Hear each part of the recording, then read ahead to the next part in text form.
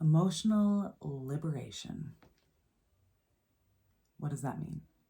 It sounds great, in my opinion. I'm here for the liberation in all of the ways. And today I want to talk about emotional liberation.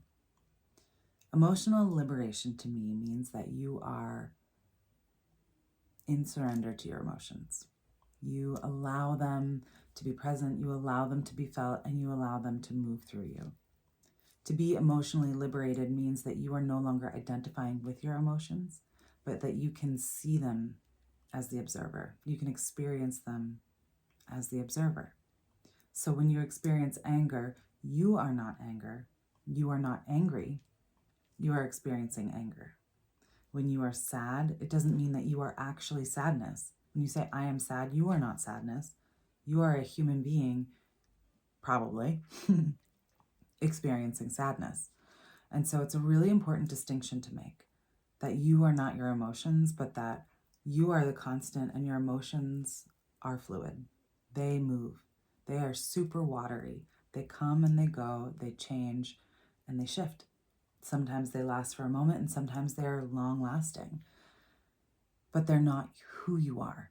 They are something that we as humans experience. And it's a beautiful thing to have our emotions. I've named sadness and anger, but there's also joy and bliss and ecstasy and all these like really feel good, delicious things that we get to experience. But to be emotionally liberated, you allow yourself to experience whatever it is and however it is. As a society, we don't tend to make the space to experience emotions in the way that we really need to. You see animals in nature do this much easier than we do. They get scared or spooked by something, they usually shake it off and just keep going. Humans, on the other hand, something happens, we're in the middle of a board meeting, we can't like have a breakdown right then and there, and so we stuff it. And if we're lucky, we go back and clean it up later and allow ourselves to move through it. But as a whole, I would dare to say we really don't do that.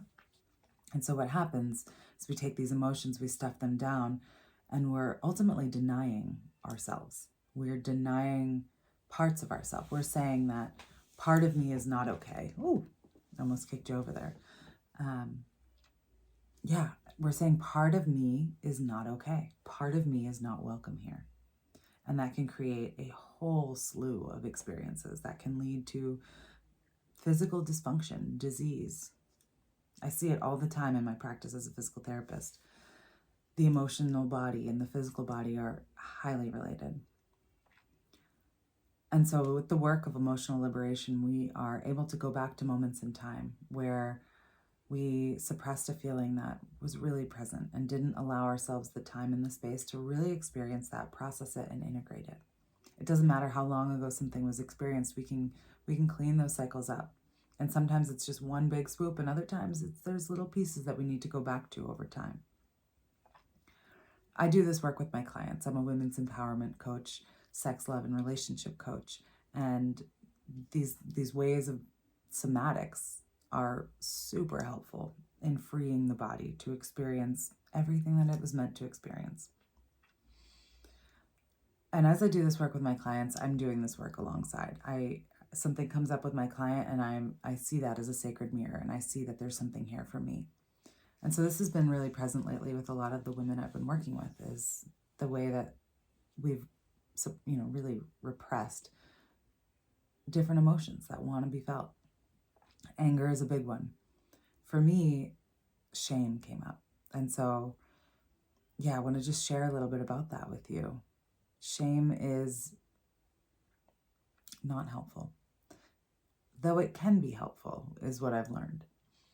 Shame as something that we're just holding and not processing and not working with and not relating with, but just feeling victim to, whether it's self-inflicted shame or societal shame.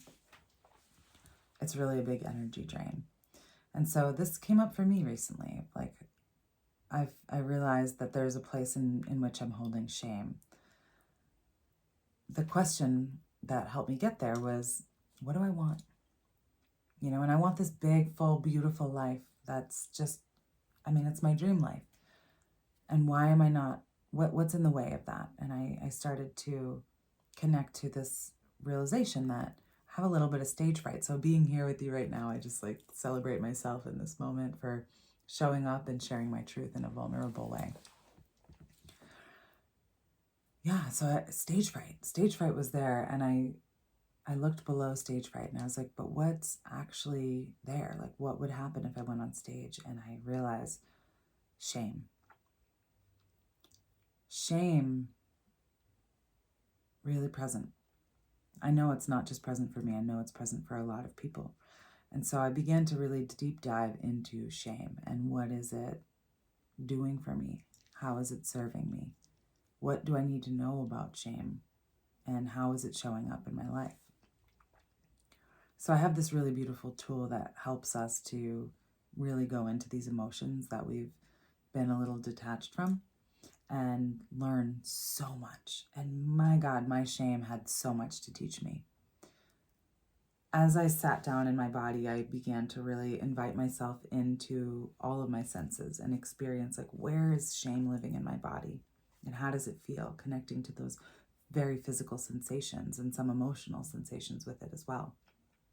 I felt the shame in my body, and then I allowed myself to project it outwards. So I visualized the shame coming out of my body and being right in front of me. And I just got to know it, and it can be scary to face these parts of ourselves and these things that we're not comfortable with, which, like, if you're repressing an emotion, you're probably not super comfortable with it, which is why it's going away for the time being. And it's all good. We do everything in divine timing. Like, these ways work until they don't work anymore, and that's when you find a step forward and change the pattern, change the experience. So I saw my shame, and it presented itself as a storm cloud, like a massively powerful storm cloud, and it was contained, and there was lightning, and it just wanted to break, but it was being held. And I asked the shame what it needed me to know, and it told me, just let me move, stop trying to control me, allow me to be alive. And I realized that I'd been really denying this part of myself, this part of me that had felt shame. And it was really, quite profound to face that realization. And I went further with it, and I asked the shame, like, what do you need from me? Or what do you want? Again, to be moved and to be felt. And how are you serving me? Like, what is it? What is your purpose in my life? Because I trust that you have a purpose. And the shame gave me such a beautiful lesson. The shame showed me that it was actually just my power, this massive amount of power that I hold, that you do too, coming through and wanting to be expressed, and that it meets my commitment to integrity. And if there's like a disconnect there, it turns into shame. So power coming through, wanting to be expressed, wanting to help, to be of service, to live in a really good way. And if there's something that's touching that signals this experience of, like, oh, you're a little bit out of integrity here. Oh, maybe you're not honoring this tradition appropriately.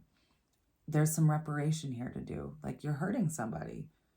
Or maybe you're just over concerned about it. Whatever the experience is, and so many other options exist as well.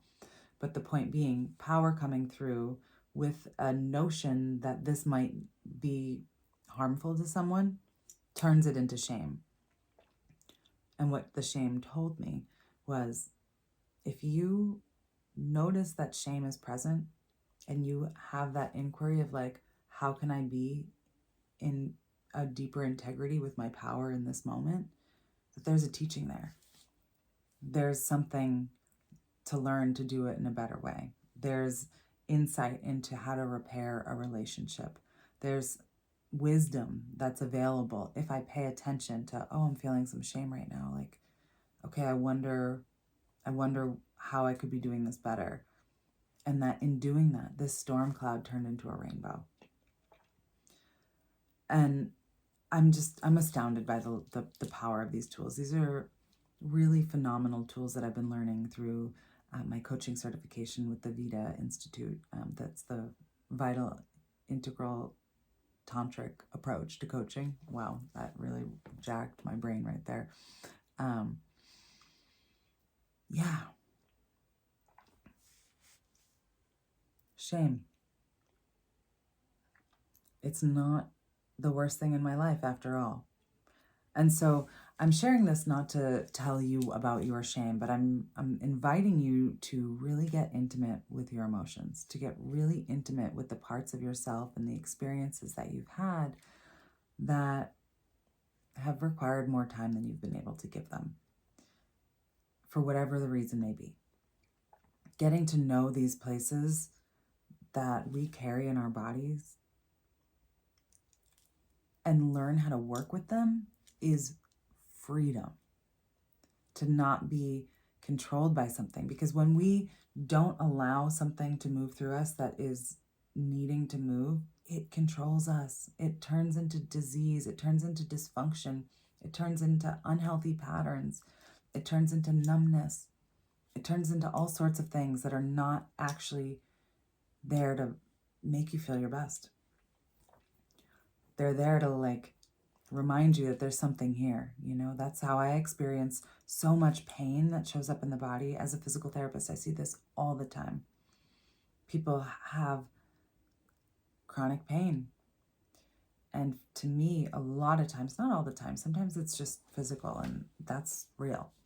But a lot of the times, that pain is an indicator system that something is off in the body and is demanding attention.